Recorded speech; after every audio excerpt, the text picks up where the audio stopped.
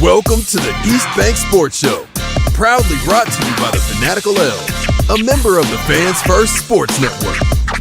Broadcasting live from the vibrant East Bank of the Flats in Cleveland, Ohio. Join us as we delve into the heart of Cleveland sports. It's your hosts, Noah, John, and Eric. Welcome in to the East Bank Sports Show, Cleveland, the show where we talk everything Cleveland sports. Unfortunately, we do talk about the Cleveland Browns here, the armpit of our sporting fandom. I'm here with my boy, Matt. Matt, how we doing, man? Not bad. Excited to be here. Another week. Got some good Cleveland to talk about, happily. Yeah, and we are doing this show early. We are doing a Sunday night edition of the East Bank Sports Show. For those of you that tune in live, you know, our typical listeners, we're normally a Monday show, but there's a very important game coming up here because your Guardians have moved on to the ALCS. In case you didn't hear, didn't see, or didn't decide to name your child Lane Thomas Olson like myself. With that being said, though, man, I got the opportunity to go to the game Thursday. They, clinched it to go game 5, and I just had to. The itch was needing to be scratched. I scratched the itch, and I am so glad I went to that game. I was with my girlfriend. Shout out Bree. Can see her on my Twitter if you don't mind. Took some pictures. It was a fun time. But she was covered in beer as soon as that the grand slam happened from the greatest Guardian of all time, Lane Thomas. Matt, what was your experience, man? I'm still electric. I'm still feeling all jittery. The chills are still there, man. Tell me what your experience was like. I mean, so unfortunately, I had to work. Boo.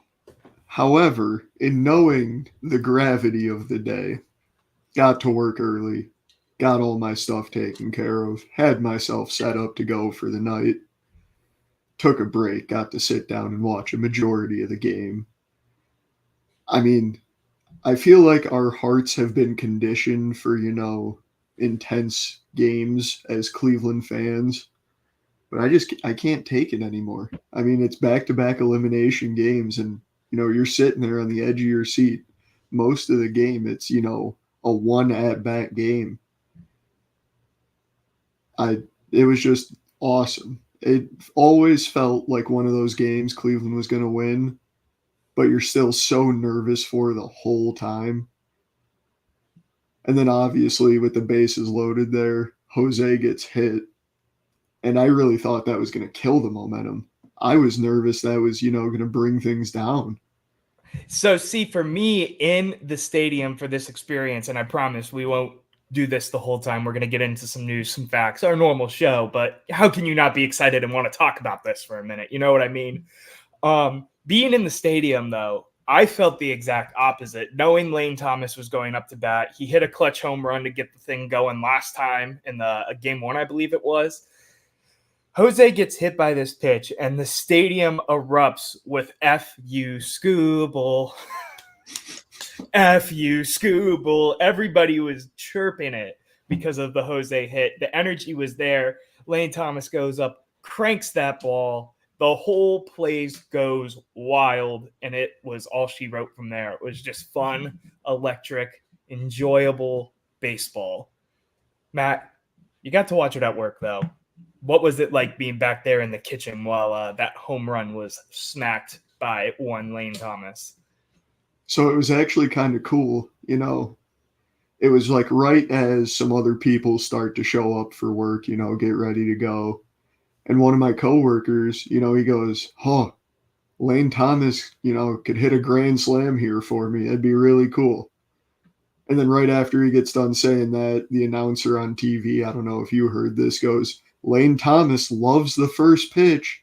Yeah, Deshaun, my roommate, was telling me this right before I got on the show. Obviously, I didn't watch the broadcast. I was there.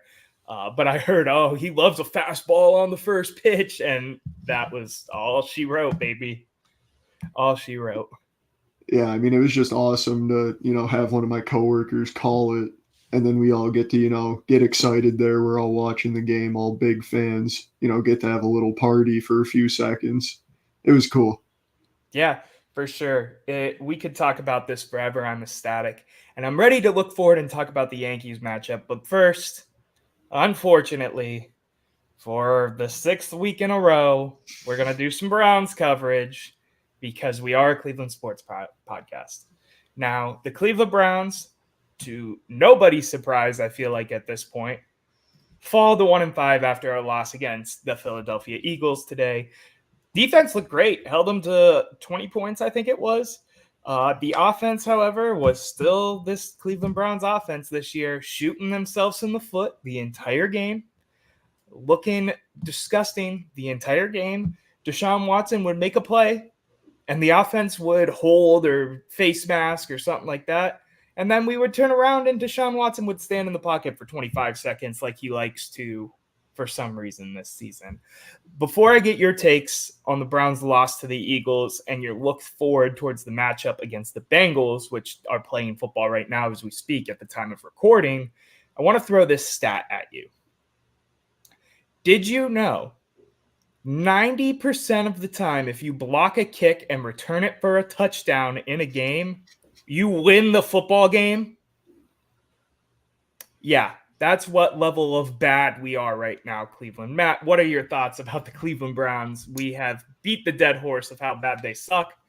Alas, let me hear what you have to say.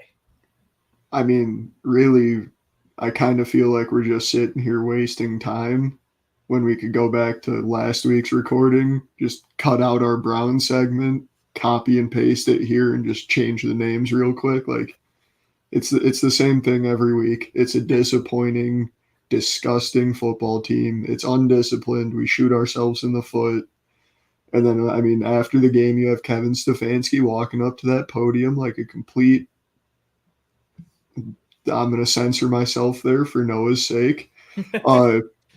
And he stands up there and he's, we're not going to make a change at quarterback. We're not like, I mean, I don't know what we've said it all. I don't know what to say anymore. It's not going to be a serious football team until we make changes where we need to make changes. And I mean, I said that last week. I'm going to say it again. I'm going to say it next week because we're not going to make the changes we need to make. So you think we lose next week to the Cincinnati Bengals despite having a fantastic record, even when we've had bad years against them? Do you still think it's a loss? The Browns fall to 1-7 or 1-6? The only reason that, makes me want to say there's a chance we win this football game is because of the return of the best player in Cleveland football is likely for this game. Yeah, Nick Chubb comes back. The energy there is going to be great. I think any ounce of movement Deshaun makes in the wrong direction, the stadium's going to erupt in boos. I think there is not very many, if any, people on that man's side at this point. Even Jarrell, who we've had on this show, is like, I want them to at least play Jameis so we could see that it's more of a problem. He's still taking the centrist route, but, how can you not say a quarterback change is what needs to happen at this point just to see what else is going on? Is Deshaun Watson's timing that bad? Or is the offense really just that poor? Yes, the O-line looked pretty bad again today. It's been pretty much the same story, as you said. Some things I want to point out. Ronnie McLeod leads the Browns in touchdowns right now. 2 total touchdowns for our backup safety. And he is our leading touchdown scorer currently in orange and brown. Another fun fact, Deshaun Watson, I believe this changed during the game, but at one point was 0 for 26 on third downs in a row. 0 for 26. 26 failed third down conversions in a row. Matt, I got to ask you, do we win another game? Because it doesn't feel like there's a chance in hell we win right now. I have not felt good about this team. We lost in the easy part of our schedule. Now we're moving on to Cincinnati and everything that's upon the horizon from that. What do you think? I know this is a very, low ball take. Yes, I do think we're going to win another game, but this is what I've seen people say online, in person, on the radio. I'm curious what you think. I mean this very seriously and wholeheartedly when I say if we do not make a change at quarterback, that offensive scheme, system, talent, it's given me no reason to believe that the offense can win us a game. I mean, we barely beat Jacksonville, who also looks horrible this year. They're And 1-5 outside of as well. that, we've gotten blown out for a majority or lost to teams we shouldn't lose to. Like, I kind of like you were saying, the worst a quarterback change is going to do is be able to shut up people like me that are sitting here dying on the hill of please give me anybody else. Because if you do run Jameis out there and he looks horrible, at least everybody can turn around and be like, well, the offense has problems. It's not Deshaun's fault. It's everybody. Don't get it twisted. The offense does have problems, but I'm curious what this team just looks like with a different quarterback back there, a guy who's been known to be a motivator, that kind of thing. I'm just curious about that at this point because, any hope of whatever we think our season could have been, I think is, if not one leg out the window, or if not two legs out the window, falling out of the window, it's at least one leg and a good hearty push out of the window already.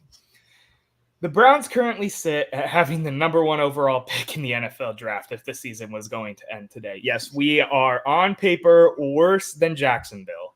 So, Matt, I got to ask you, we're not doing a mock draft yet. What quarterback do you like, man? What pick do you like? Who's appealing to you?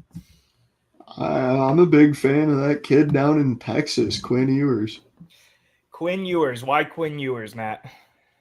He looks like the type of quarterback that I don't know how to put this into words, but he delivers the ball well. His timing looks good. He gets the ball to a lot of different receivers, and I'm a huge college football fan. For the listeners that don't know this, I watch a lot of college football. He gets the ball to a lot of different guys. It seems like he can work with a lot of different receivers in different situations. He looks really calm in big situations. He just beat Oklahoma, a rival. He did it bad too. He made him look stupid.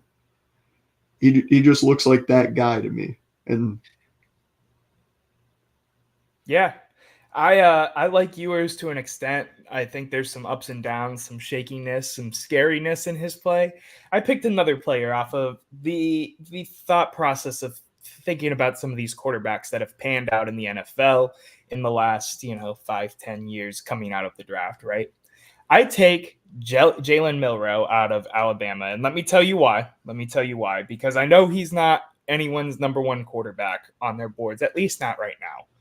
83 QBR, 12 touchdowns, 4 interceptions. I think he fits the Kevin Stefanski theme. He does need some development, but the thing that to me makes sense right now, again, I haven't gotten a chance to break down any of these guys because we don't know where we're going to be at yet and who's going to climb up a board. This is just for fun, so we have something nice kind of to talk about, maybe something to look forward to at least. He's super athletic. He is probably it's him and Shadur are the most athletic out of the 2 quarterbacks in this draft, in my opinion. QBs that have hit the ground running fast, going into the NFL out of the draft, have been the most athletic quarterbacks in their classes. Think Jalen Hurts, Lamar Jackson, Josh Allen. That's kind of my rationale at this point in time why I like Jalen Milroe. But we'll see. We, again, don't know where we're going to pick yet. We don't know who's going to fall, who's going to climb, who's going to go where, all of that. Way too early. I was just curious if there was a guy out there in your mind, because the more I think about it, Jalen Milroe makes sense in terms of keeping away from the Shadur media circus, but still getting an uber athletic player that could really pan out in the NFL. Jalen Milroe is actually my number 2, and I was going back and forth pre-episode on who I wanted to go with as my guy for this topic. Yeah, I think he makes a lot of sense for us, but again, we'll see. Who knows? Maybe DTR plays some games this season and looks like the franchise guy. Who knows at this point? I don't even know what to think anymore as a Cleveland Browns fan. But I do know what to think as a Cleveland Guardians fan. We're going to take this thing to commercial. When we come back, we're going to have a good time now. We got the Browns out of the way.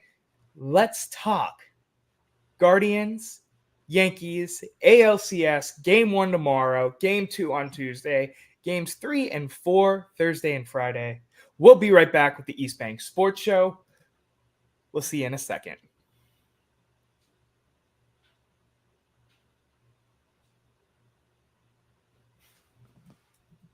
And we are back with the East Bank Sports Show. Real quick, if you have not subscribed or tuned in before, please hit the subscribe button. It really helps us grow this brand, this channel, all the stuff we do over here, whether it be the East Bank Sports Show, at the office, or any of the other bonus content we throw around out there. Make sure you check out everybody over at the Fanatical Elves as well. There's a lot of great content getting pushed out there, whether it be John, Lou, Jarrell, Sherry, one of our newer people. I love Sherry. She's fantastic. Make sure you go check everyone out because it helps us grow the Fanatical Elves brand, and they help us do what we do here on the East Bank Sports Show. Matt, the Guardians advance to the ALCS for the first time in a couple years. I believe it was, do you know when the last time they were in the ALCS? 2016. Was it 2016 was the last time? Yep. Interesting. Well, I'm curious to see what you think about this series because there's a lot of stuff going in here, right? There's a lot of things going on. There's a lot of, question marks. The Yankees are a really good team. What are your thoughts going into the ALCS? I think the Guardians they've done everything they've needed to do to look like a contending baseball team, come October baseball. That's, my framework for the thought here. You have October baseball to look at for both teams to kind of break it down. Yeah.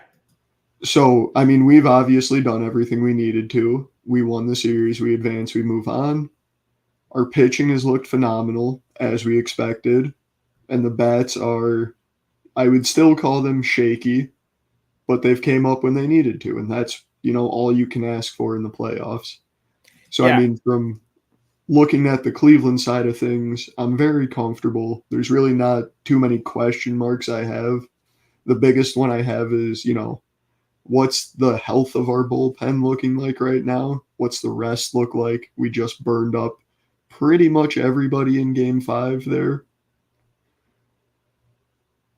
And then, you flip that, and like you were just saying, you look at the Yankees. It's a very good baseball team, but they haven't done anything in the playoffs to make me go, that's the best team in the league. That's, they haven't had a moment where I've looked at them and gone, yeah, we cannot beat this team. They're a beatable team. We match up well with them. We always play them super hard, especially in the postseason. Look to 2 years ago when we took them to 5. Everybody thought it was going to be a 3-game sweep tune-up series for the Yankees. We take them to a hard-fought 5. Yeah, so I want to give some tail of the tape, right? Because there's history between this, as you've said. Obviously, 2022 was the last time we faced them, and it was a stellar series. We were a young team. We still are a young team. Guardians and Yankees have faced off 6 times in the 121 years since both teams have been in the major league. They've met 6 times total: 97, 98, 2007, 2017, 2020, 2022. In all of those series, the Guardians have won twice. The Yankees have won 4 times. So they have the edge there. Here's the thing. The Yankees, in recent history, in my opinion, are known to fizzle out in the playoffs. For some reason, they just don't get it done. And I just feel like we're kind of hot again right now. Don't you agree, Matt? Absolutely. After that game, the energy that's surrounding this Cleveland baseball team again, I think is at an all-time high. And I'm really excited to see what that looks like against some of the best of the best. I am not discrediting this team. I think very easily we can lose this series. I am not saying we are going to win this series. I think we can win this series. I think there should be very much a why not us mentality about this series. That being said, I want to get into the little bit more of the tail of the tape, right? Game 1, Carlos Rodon versus Alex Cobb. Pitching matchup. Cobb, in his limited play in the regular season, had a 2.76 ERA. Carlos had a 3.96. We'll see. Obviously, neither team's ace is starting the series because they just both played in a full-blown series. Obviously, the Yankees only went 4, we went 5, regardless. Game 2 is where it gets fun in terms of the pitching. The projection is Tanner Bybee, the ace, the GOAT, the greatest pitcher in Cleveland sports history. I'm just kidding. Versus Garrett Cole, of course, the ace on the mound for the Yankees, the long-term name there in terms of starting pitching. Bybee, throughout the season, has a 2.08 ERA. Cole, a 3 flat. Matt, what are you looking forward to in this matchup? Both matchups, I should say. Starting with game 1, Alex Cobb does, I'll admit, make me nervous. A little bit, just because of the limited amount of times we've seen him this year, the limited amount of times he's been out there to throw the ball, get comfortable.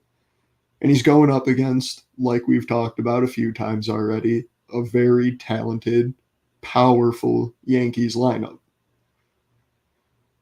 But like you were talking about, we also don't have their ace to deal with. And I think with the way we've been swinging the bats lately, that should bode well for us to be able to get some runs going early. And I mean, everybody in Cleveland knows the story with, you get us the runs early, we turn it over to the bullpen. You might as well turn the game off, go watch something else because it's over. Yeah, I get that. The one thing I'm thinking about with this series is how hot our bats can be. Jose was very up and down in this first series. We need Jose to play like the superstar all-star that he is and prove to the national stage that he is the face of the Cleveland Guardians. I think Kwan looked fantastic in that first series. We just need a little bit more of that contact, double, single hitting that he does so well. And then, of course, you got to get your guys like Lane Thomas, David Fry going. And speaking of Lane Thomas and David Fry, Matt, do tell the audience your observation from earlier today. So this is, a little bit more down, the backdoor rabbit holes of the MLB. I'm a conspiracy theorist that the MLB hates small market teams. I don't know how much of a conspiracy it really is when you look at what happens. The MLB is a business. They want to make their money. I'm not getting into that right now.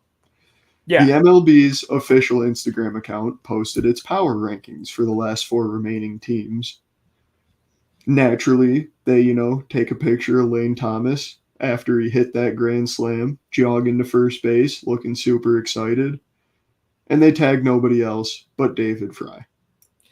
They confuse the 2 new white guys on the Cleveland Guardians and mess up.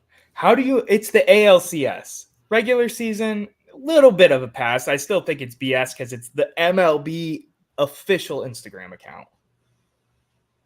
But we're in the ALCS, man. You don't know who our starting roster is at this point, and then you're going to say there's no small market versus big market bias. But we won't get into that today. Go ahead, Matt. David Fry is an all-star. Right. And you get that wrong. Right. And the worst part is they made that post probably 12 hours ago, and I checked it right before this episode. They haven't fixed it. They didn't fix it. All the comments are about how it's wrong. I guess you're going to live by it and die by it. Matt, there's one last thing in the tail of the tape that I haven't said that I think is important. And there's also something else I want to mention. The Yankees, in the last 3 times we've seen them in the playoffs, have beat us, series-wise, obviously. Game-wise, the Yankees have 15 games to our 12. So we're even in terms of the game head-to-head pretty much. Yankees have won 3 straight against us. I wore this shirt today for a reason. The merchandise that I wear has become a little bit more important. because this is the Made for October shirt from 2016.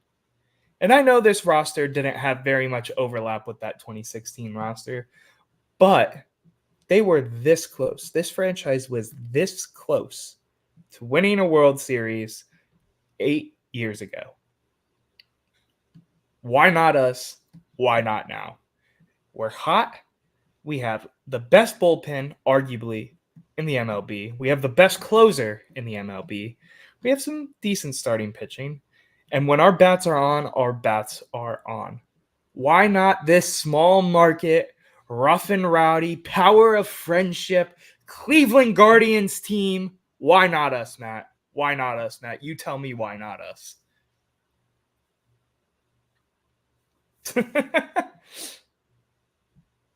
Yeah, that's about all I got for that one. Yeah, you're just looking around for the answer. I got you. I got one more question for you before we move on.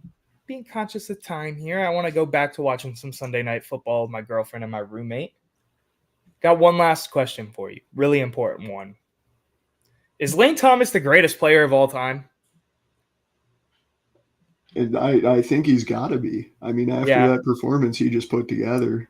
Yeah, I agree. I think he really is the face of, the MLB at this point. They should change the logo to him, personally, in my humble, non-biased, non-homer taking opinion whatsoever.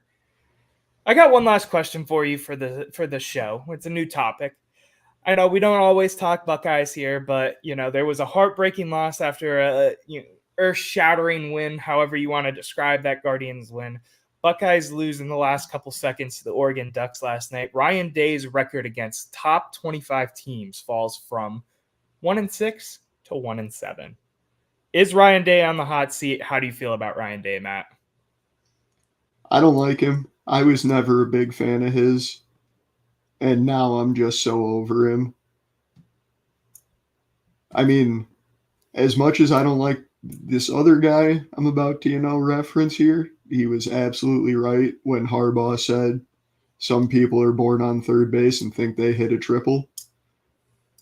That's he's exactly right with Ryan Day.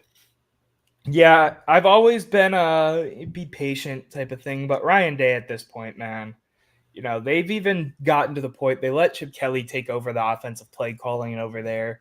And we're still coming up just short with him. I just don't know if he's that guy. I've liked some of the fire I've seen under him at some points too. Like, there's some positives and some negatives, but his seat's got to be hot, man. If they don't make the playoffs, if they don't get even a shot at this Big Ten, they got to move on because they have put so much, and I can say it because it's true now, they've put so much damn money into this team, into making them a contender for this year and this year only, for it to be squashed potentially this early. And yes, I know it's a 12-team playoff, and there's still a lot of chance for us to go on and be national champions and all of that. It's just disheartening because there's no reason we should not have won that Oregon game. It was a weird play calling game all night. The energy was weird about the game. I don't know. I was off. And then Will Howard, of course, sliding at the end of the game to let the clock run out. It was just unfortunate, just very unfortunate. I was curious what you thought about Ryan Day. Just some things that are floating around that we can talk about that isn't just the Cleveland Browns. Obviously got to talk a lot of Guardians today. That being said, Matt, final thoughts and takes. Give me your final thoughts and takes. I would like to use my final thought and take for a little bit of a different purpose today. Instead of coming at you with, the super spicy, way out of left field take, I would like to take a moment and sit here and issue a formal apology to somebody I have dogged on for quite some time. Mr. Brian Rocchio, I was not familiar with your game. You are a October monster, and I am sorry for every negative thing I have ever said about you swinging a bat and how it looks like Helen Keller. I won't do it again. That during the game, we broke out into Brian Rocchio chants. And I thought that was the coolest moment because if that isn't small city October baseball, I don't know what is, man. It just felt good to be a part of a crowd that's appreciating a guy who's come into his own. He's had a long season of ups and downs and being questioned about being the guy at shortstop, talking about trading for a guy at shortstop so we don't have to play him all the time. Very happy he's a part of this Guardians roster. It's like he dyed his hair blonde, and apparently he is the GOAT at shortstop and batting now. He is a perfect bottom of the lineup guy for this team. Hits right when we need it. My final thought and take is going to be a left field one, because I was thinking about a lot of different things going on with the Browns today, obviously, after the loss. I'm still on cloud 9 about the Guardians, so that's my main focus. But I'm thinking, if it continues to go down this way, even if we don't agree with it, they're probably going to blow the whole thing up, right? We're talking new coach, new everything. I was thinking about some of the options. I know a popular one that's going to happen if we get to that point is Bill Belichick. One of the greatest coaches of all time, if not the greatest coach of all time. My hot take, and I reserve the right for this to be a hot take and not be taken literally, and everything I say is the most literal truth idea I got in my mind. I just have a weird gut feeling that if Bill Belichick comes to Cleveland, it's not going to work out. I just don't know. I don't know why I feel that way. I think Bill Belichick is the greatest coach of all time. I just have a weird feeling that if Bill Belichick comes to Cleveland, if we get to that point, it's not going to work out. And that's just where I am. Matt, what do you think about that one real quick? I honestly agree with you. I don't know if it's just, the pessimistic Cleveland fan in me that we all know and love so much, but Cleveland just can't have nice things. Why would it work out for us? The Browns can't have nice things, it seems, but that's okay because we have the Guardians to make us happy. Everybody enjoy your week watching baseball. If you're going to be at the games on Thursday and Friday, please be safe. Have a beer for me. And until next time, Cleveland, make sure you check out the show. I don't know exactly when we're going to roll with The Office this week. Got some scheduling conflicts and all of that. But we will probably have an Office at some point this week air, even if it's a pre-recorded show. Regardless. Cleveland, it's been fun talking to you, Matt. It's been a pleasure as always. Anything else you got to say to the people? Go Guards. Go Guards, baby. Make sure you hit that subscribe button. Check out everybody's content. We have merch in the description. Not in the description, excuse me. In our bio here on the YouTube channel, as well as on any of our link trees wherever you can look. Till next time, Cleveland, stay safe out there. Root on your baseball team. Don't let the Browns get you in a funk because you got some good sports to watch right now. And the Cavs are back. We are 12 days away from Cleveland Cavaliers basketball. And as an employee, I am pumped for opening night. Cavs versus JB Bickerstaff, game 1.